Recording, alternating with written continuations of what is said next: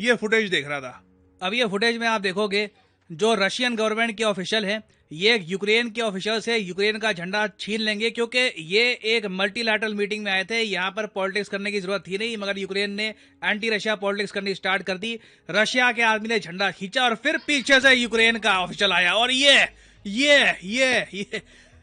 अब ऑनेस्टली ना, मैं सुबह ये वीडियो देखकर काफी चिंतित था कि दुनिया कहाँ जा रही है वगैरह, मगर ऑनेस्टली अब जिस तरीके से डॉक्टर एस जयशंकर ने जवाब दिया पाकिस्तान को, मैं यहाँ पर ये कहूंगा ये दोनों बच्चे हैं। यहाँ पर ये हाथापाई करना, धक्के देना, मुक्के मारना, ये बच्चे करते हैं, क्योंकि जो डैमेज आप शब्दों से कर सकते हो ना, मुक्को लातों से वैसा डैमेज हो नहीं सकता। और इंडिया को देखिए एक प्रॉपर रिप्लाई देना ही था पाकिस्तान को, क्योंकि देखिए इंडिया आज के समय एससीओ समिट होस्ट कर रहा है। इंडिया 2023 का होस्ट है, पाकिस्तान के विदेश मंत्री इसलिए भारत में आए।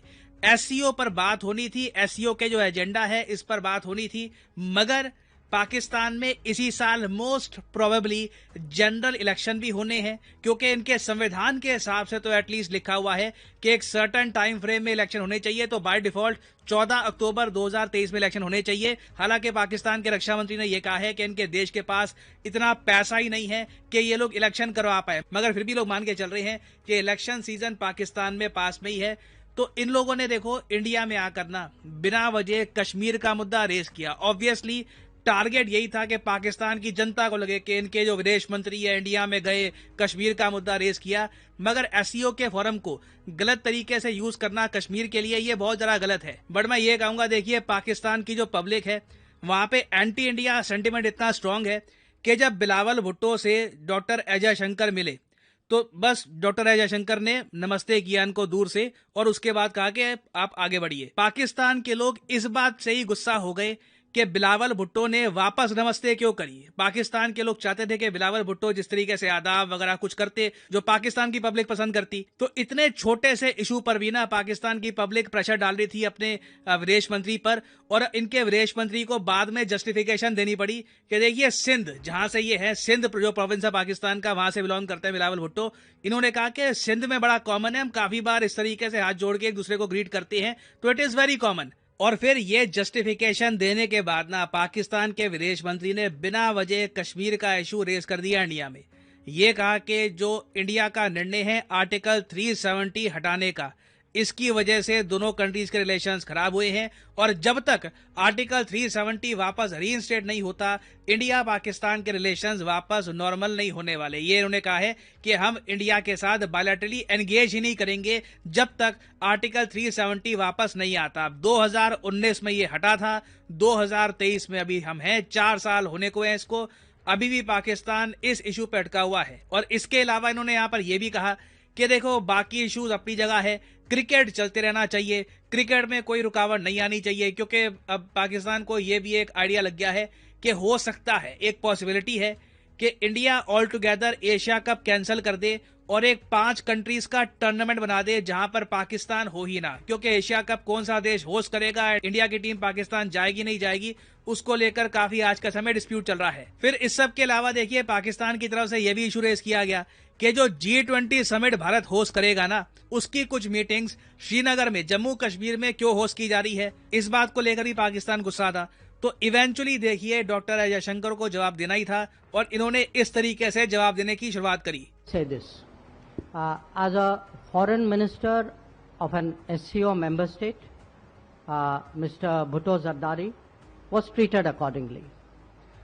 As a promoter, justifier, and I'm sorry to say spokesperson of a terrorism industry, which is the mainstay of Pakistan, his positions were called out and they were countered, including at the SCO meeting itself. तो यहाँ पे आपने सुना doctor S Jaishankar ने यह कहा कि Pakistan SCO का मेंबर है तो उसके हिसाब से हमने उनका वेलकम किया, मगर पाकिस्तान की जो मेन इंडस्ट्री है आतंकवाद, और उसके जो स्पोक्समैन बने हुए हैं पाकिस्तान के विदेश मंत्री, पाकिस्तान की टेरर इंडस्ट्री के बहुत ज्यादा कड़े शब्द हैं।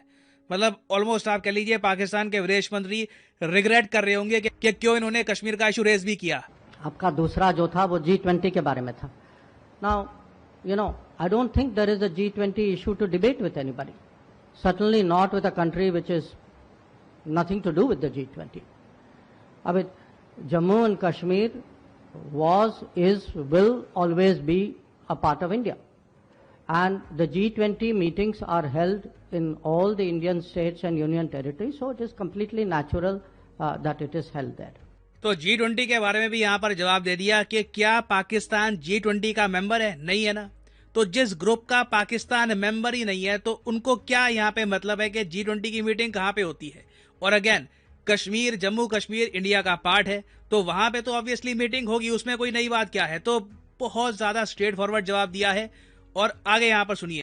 You know, on this matter, the terrorism matter, I mean, I would say Pakistan's credibility is depleting even faster than its forex reserves.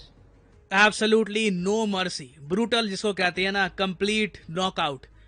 जितना पाकिस्तान का विदेशी मुद्रा भंडार जिस तरीके से गिर रहा है, उसी तरीके से जो इनकी क्रेडिबिलिटी है वो भी लगातार गिर रही है आतंकवाद के मामले में। तो पाकिस्तान आतंकवाद के मामले में जो भी कहता है, दुनिया सीरियसली इसको लेती नहीं है, क्योंकि अगेन इनके वर्ड की, इनके स्टेटमेंट्स की कुछ ज्यादा इंपॉर्टेंस है नहीं, उसके पीछे कुछ ज्यादा एक्शन, कुछ वेट है नहीं। तो बहुत ज्यादा मैं कहूंगा कि स्ट्रॉन्ग आंसर्स दिए हैं डॉक्टर अजय शंकर ने। और क्लियरली यहाँ पर पाकिस्तान के विदेश मंत्री को सिंपली समिट अटेंड करके चले जाना चाहिए था। बिना वजह इन्होंने, आप कह लीजिए फ्यूचर में अगर कुछ पॉसिबिलिटी भी थी इंडिया पाकिस्तान की बातचीत की, ये भी रुइन कर दी है। और इससे इन दी एंड लॉस रीजन को ही होगा।